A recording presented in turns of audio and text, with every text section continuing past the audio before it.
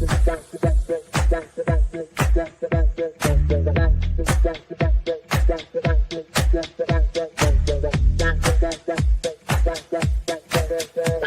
Connections Radio presents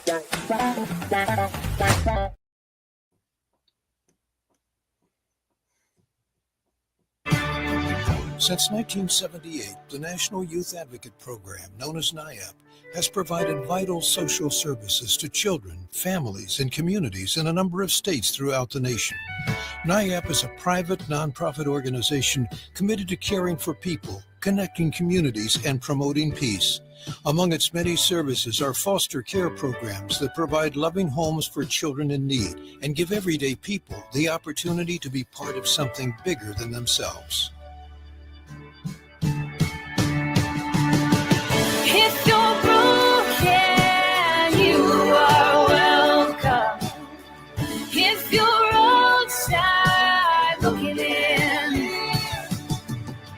if you have no place of your own, my door is open. It's always open. My door is open. It's always open.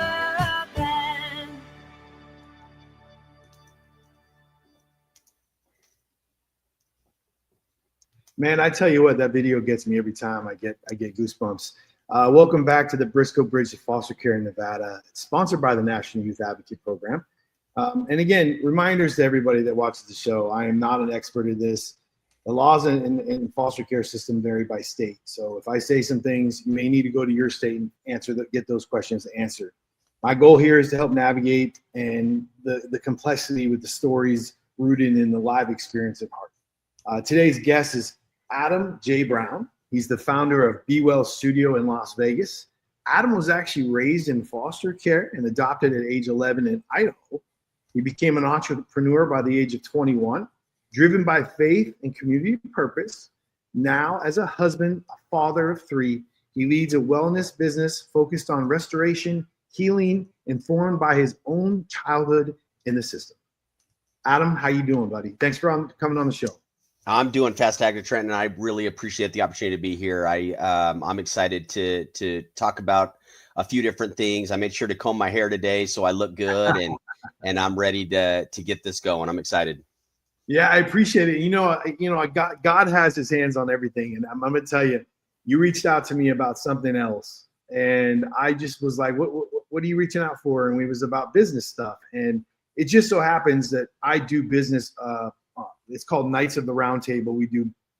It's put on by NYAP, and I bring businesses together so that we can help each other, inform each other, and it takes a village. Not just with children. It takes a village with each other here in town. And you reached out to me and did not even know that I had anything to do with foster care. Is that correct? That's correct. I had no idea. Yeah, and then I thought, hey, man, and then you told me, hey, I was a foster kid, and I was like, no way. This is awesome, dude. You want to be on my show? Let's talk about it. So let's dive in, man. So what age were you when you went into foster care? So I've got a pretty unique story, and that's why I wanted to get on here. I just wanted to kind of share my experiences growing up, and if it can help somebody, awesome. I think there's so many amazing opportunities, and I was I'll just use the word blessed with some amazing people that were able to take me in and adopt me. But right from the beginning, I was raised in a broken home, if you will. It was a mother with no father. I've never met my father in my life. In fact, I'm confident that he's passed away at this point, but I've never actually met him. I spoke to him one time later in life, and he was asking for money. I don't know how he got my phone number or anything like that, but that's all he cared about, and that was our 30-second relationship. But grew up with mom for the most part as a child. A lot of drugs, a lot of alcohol, as you that's that common scenario, right? Yeah. And was just constantly being woken up in the middle of the night, being pulled out of our home. And I grew up with 3 other siblings, so it was me, one of my brothers, 2 other brothers, and my sister. So there was 4 of us together. And typically we would get pulled out whether it was in the middle of the week or a weekend or in the middle of the night or whatever it might have been. And we'd go to a foster home and we would just stay there temporarily. And this happened enough where we always knew that we probably weren't going to be there for very long and we'd end up back with mom. And, throughout my childhood, it tended to happen more than you would expect. Sometimes we'd spend 2 or 3 nights in a foster home. Sometimes we'd spend a couple of weeks in a foster home. But it ultimately always ended with us going back with mom somewhere or another. I don't know how we would end up back there, but it typically happened. And I just remember times where I'd show up to a house and there would be tons of kids running all over the place. Sometimes it was organized, sometimes it wasn't.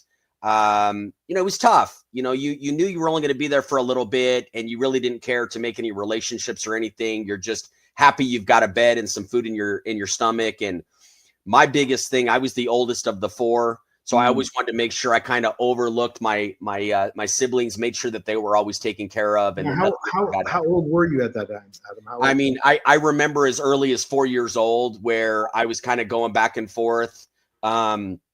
I also had an aunt, so my mother's sister, that we would occasionally stay with. There was a lot of issues there as well. So that was only temporarily and every so often. But most of the time we were in different foster care homes. And we would be bouncing around quite often, whether we were going to a different school or whatever the scenario might have been. But it always typically stayed in the state of Idaho.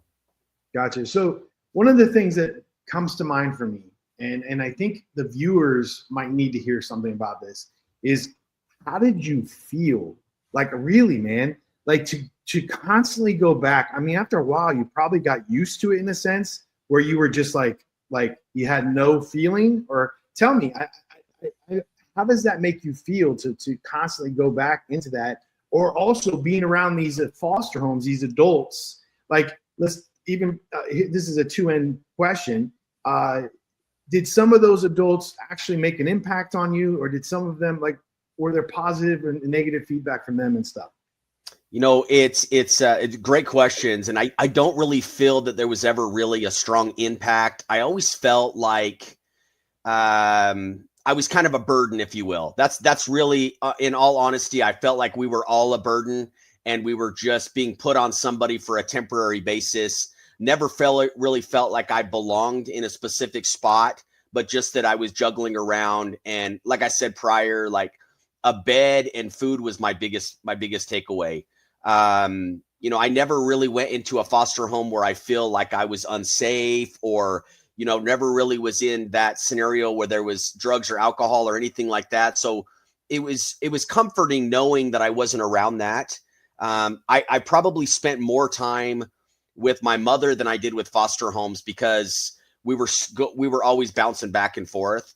But, living in a home where there's constant men going back and forth that are never staying, and they're not somebody that's going to give you guidance. I remember stories where, my mother's getting beaten up and we're watching everything, and there's literally nothing that you can do. And he would leave. And then the next morning we'd be pulled out of the house. We're supposed to go to school and we're pulled out and we're staying with somebody else for a couple of days. And so there's just a lot of ups and downs when it came to that. And it was just always unsettling. You don't know what's going to happen next. Yeah. I mean, it sounds like a hell of a roller coaster that you were riding. So when was it that you finally, did you ever have to stay in foster care long-term, or did you just get lucky to go straight into being adopted? I was, again, it was all 4 of us. And, the longest I was in foster care in one specific family was probably a month and a half tops, 2 months. And then I'd get pulled out and go back to my mom.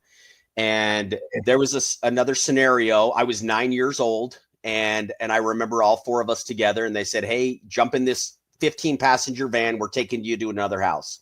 Okay, fine. Here we go again. So we pull up to this house, and I remember the house. It was just off the freeway in Rigby, Idaho. And we get out, and it's, from me looking back at a 9-year-old, I thought this was like a mansion. It was this large log home, and I was so excited. I'm like, oh my gosh, this isn't the typical house that I see. Wow, this is amazing. So we get out of the van. the caseworker kind of introduces me to the Browns, if you will, Rex and Diane. I'll just mention their names. And I remember walking in, there was still quite a few kids, but the one thing I remember is I walk in, everything was super clean. And I was so excited. I couldn't believe everything was clean. The carpet was vacuumed. I can see it right now. Everything was just spotless. And I was like, wow, this is just awesome.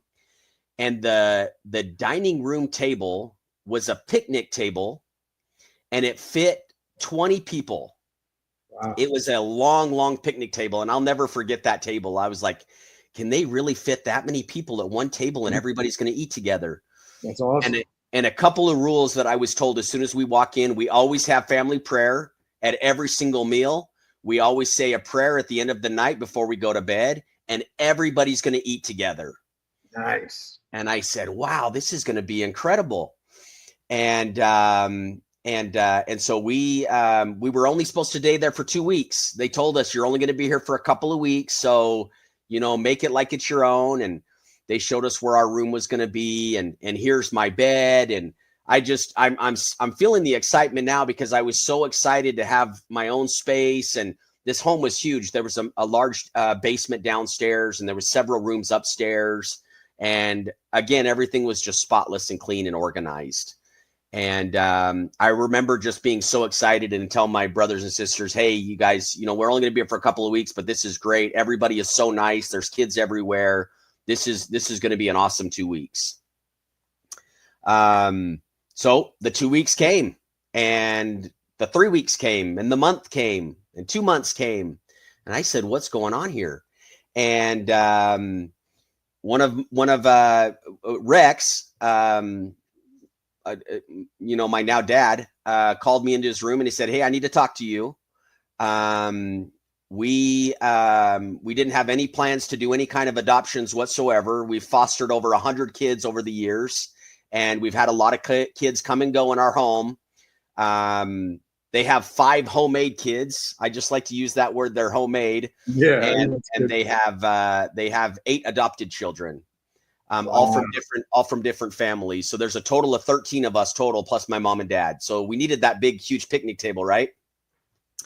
And he said, I have a really, really strong feeling that I need to keep you around, Adam. And I said, okay. I just felt this massive emotion come over me. And he said, unfortunately, I can't keep all 4 of you. It's just not going to happen. But I definitely we're able to keep 2 of you. And as you're the oldest, you need to choose who's going to stay and who's going to go. And I said, okay, this is a decision I'm going to have to make. What's going to happen to the other 2? They're going to go back into the foster home. We're going to do our very best to try and find a family for them as well.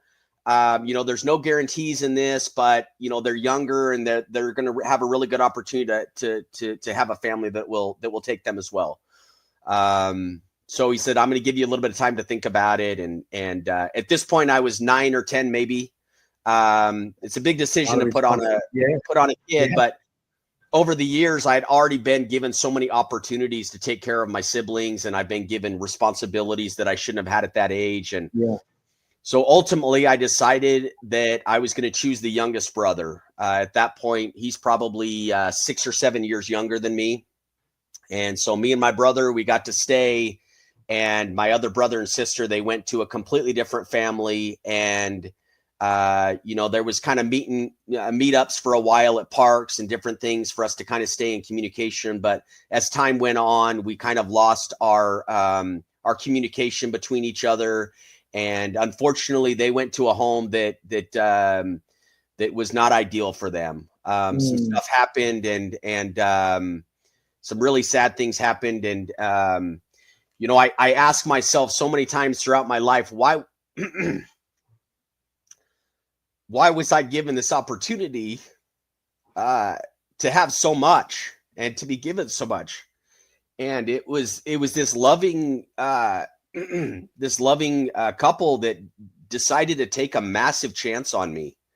And as I've said, they've had over 100 foster children in their home over time. And and they saw a lot of things. They saw a lot of children that were abused in a lot of different ways, and some of them maybe not fixable, if you will. Yeah. And they saw something in me that I don't know what they saw, because at that time I had the mentality of survival. I'm only going to be here for a short amount of time. I need to do everything I can to survive, whether I steal money from you, or I cheat, or I lie, or I get in fights at school, or whatever it's going to take to be in survival mode. I need to take care of myself and my family. And they were able to change that over a course of many years. And I am what I am today. And I give I give them full credit, because if that adoption had not happened, I'd be in a lot different scenario right now. Yeah, brother. Wow. Now, let me ask you, man, it's been on my mind since you said it. What was the reason that they couldn't keep your siblings? Is it because they didn't have enough space?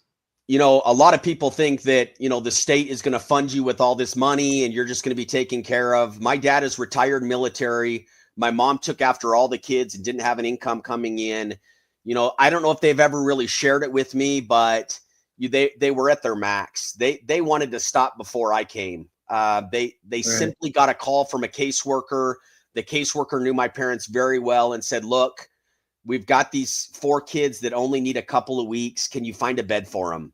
And that's what was presented to them. And the kind of people that they are, they would never say no. And so they took them in, all of us, all 4 of us. We were only supposed to stay for a couple of weeks. Even the caseworker told us, "You're only going to be here for a short amount of time and you're going to go back with your mom." So we all knew we were leaving. My dad and mom saw something that nobody else saw. And it was there that they decided to make a huge choice. My dad was probably in his early 40s at that time. My mom probably around the same. They already had a lot of kids. And for them to take on even 2 more would have been a lot of work, in my opinion. And that's what they could do at that time. Well, I have to say, man, and this is something that I think about all the kids. I had 42 boys come through my house in 7 years, and to watch them grow and I sat down with a lot of them. We circle time and we talk, and they were tough kids, but I made them not tough. I made them know that, yeah, you're tough, but hey, it's time to bring it down. We all cry. It's okay to cry.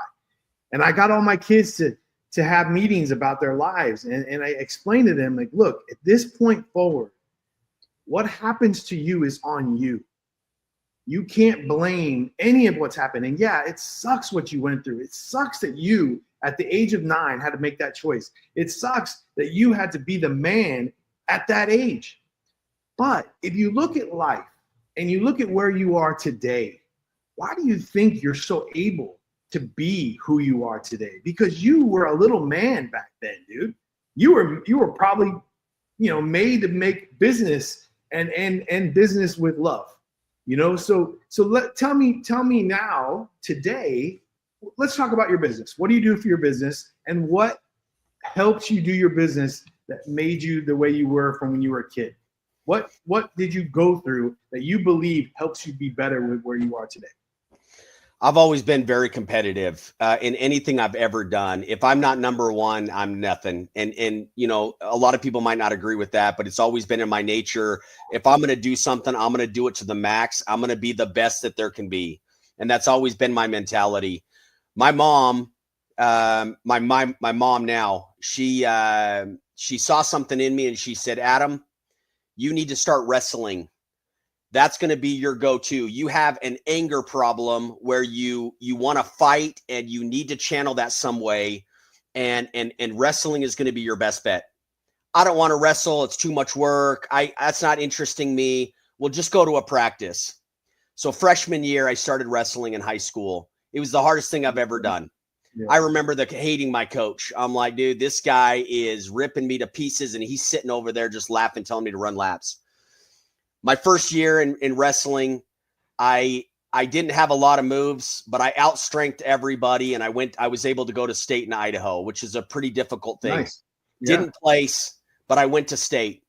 That built my confidence so big, and I from there forward, I went with momentum going into my next year. wrestled, went to state again, different weight bracket.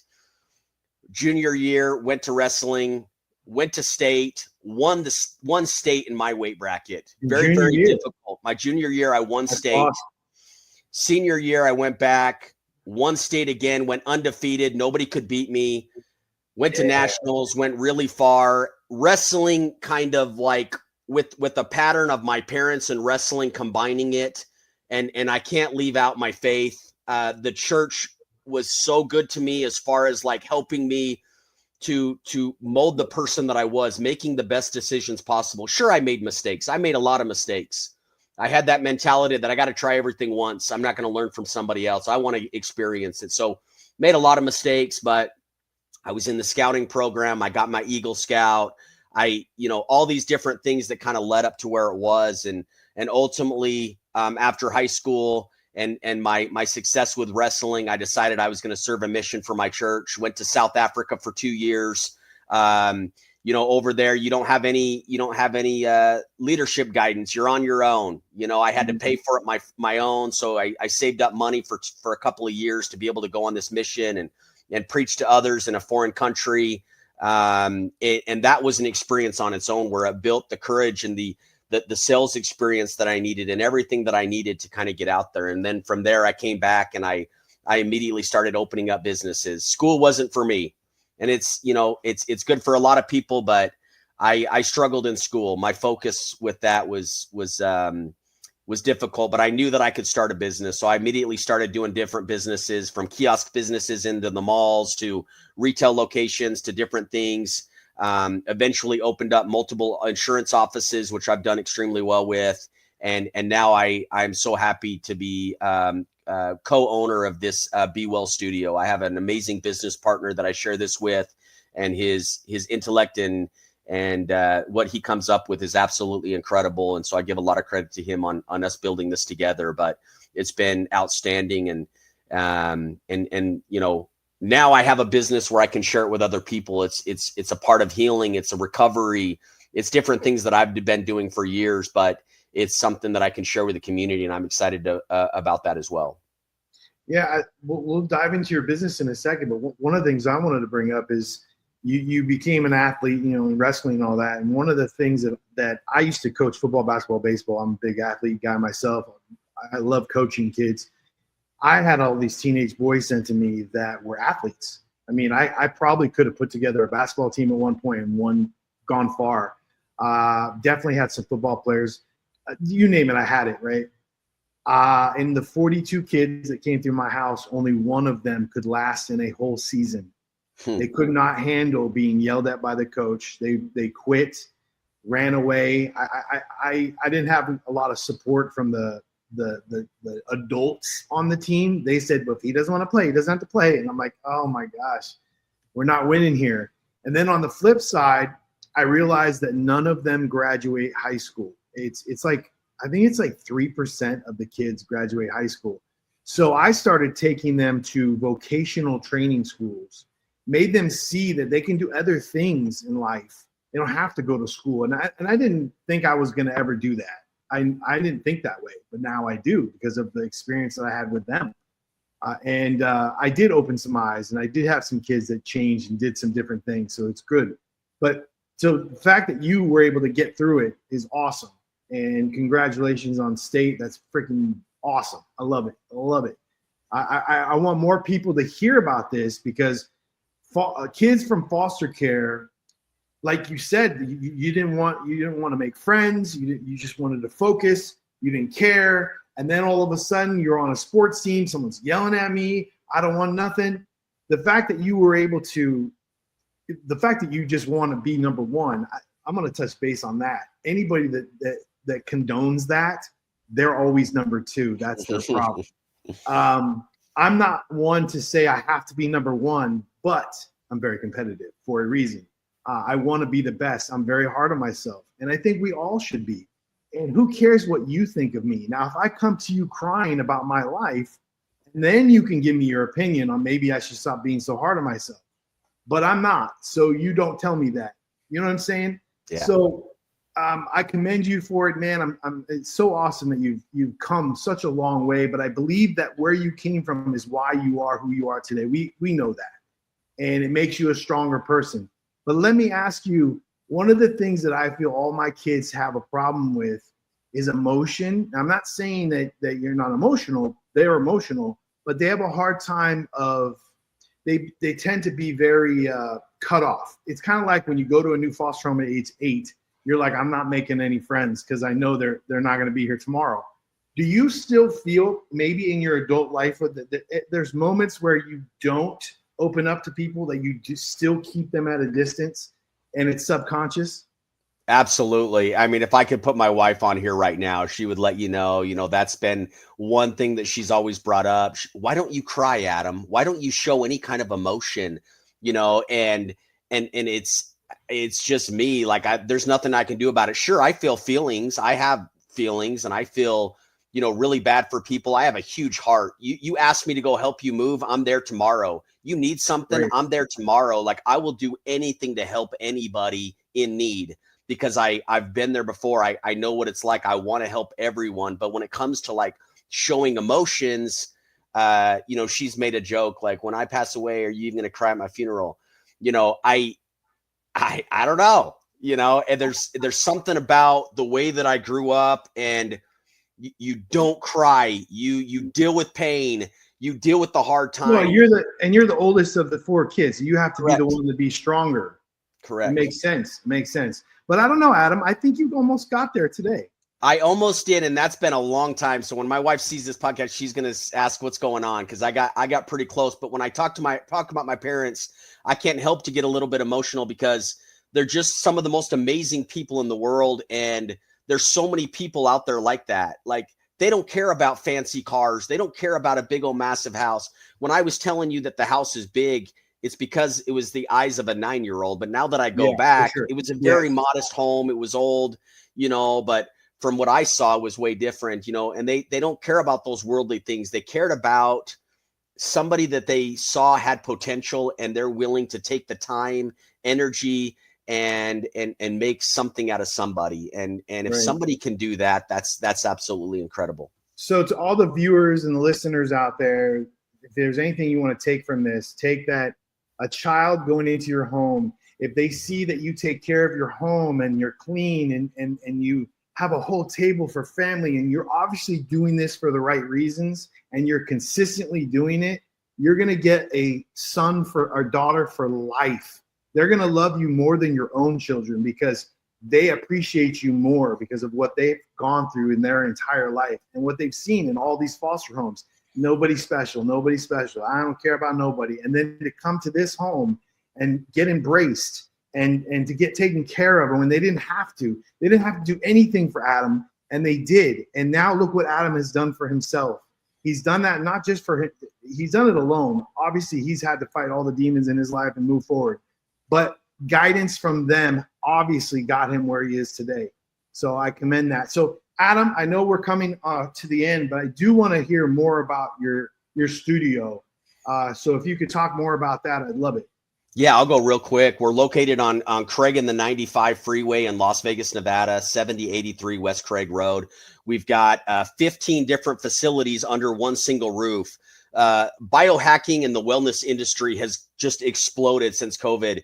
And I traveled across the country trying to find the best possible wellness and recovery modalities that I could possibly put under one building. And I chose the top 15 that I knew would be absolutely perfect for everybody. It's a membership-based model where you come and you sign up for a membership, and you get to come as often as you need to. From red light, we've got saunas, beautiful custom saunas, cold tubs, hot tubs, IV room, compression therapy, all of these different things all into one facility. And you come and you take care of yourself. You deserve time for yourself. If you can't take care of your own health, you've got nothing. If you're laying in a hospital bed, how do you help anybody? So your health is the number one priority. It's even more important than money or anything. I'd say faith and God and your health are the 3 most important things. You can't even take care of your family if you don't have your health, right? So that has to be your number one priority. And we've built, Nelson Tressler and myself, Adam Brown, have built this business to help others in the community help themselves. Nice. Yeah, I looked at your website and I was like, gosh, this place might be my new spot because, you know, I had a gym membership for years and years. And then I discovered how to work out without the gym. And then I discovered how to eat so that I can lose weight without the gym. So then I was like, you know what? The only thing I'm missing is the sauna and hot tub. And I'm like, I got to find a place where or just buy my own sauna and hot tub maybe. But I'm going to have to come check it out. I appreciate you for being on. I loved your story. I'm sure that a lot of people are going to hear that story and it will resonate. And maybe it will make somebody want to step up and be Rex. And what's the mom's name? Rex and Diane. I want someone out there to become the next Rex and Diane. Come out with me at NIAP. I'm in it. I'm in it to win it. I want to be number one in the nation. Not nation. I'm just saying that because Adam's number one. So anyway, Adam, thank you for showing how your personal healing can fuel your community transformation. And thank you for the National Youth Advocate Program for powering these conversations. If today's episode inspires you, or if you want ways to support foster youth and families in your area, I'd love to connect. My number is right here on the screen. Call me anytime. This is the Brisco Bridge to foster care in Nevada. Thank you for listening and caring. And Adam, thank you so much, man. And we'll be in touch soon. Okay, brother? Thank you, Trent. Appreciate you so much. Yeah. Rock on. PR Connections Radio thanks you for watching this podcast. Check out more episodes of this show and our others at prconnectionsradio.com.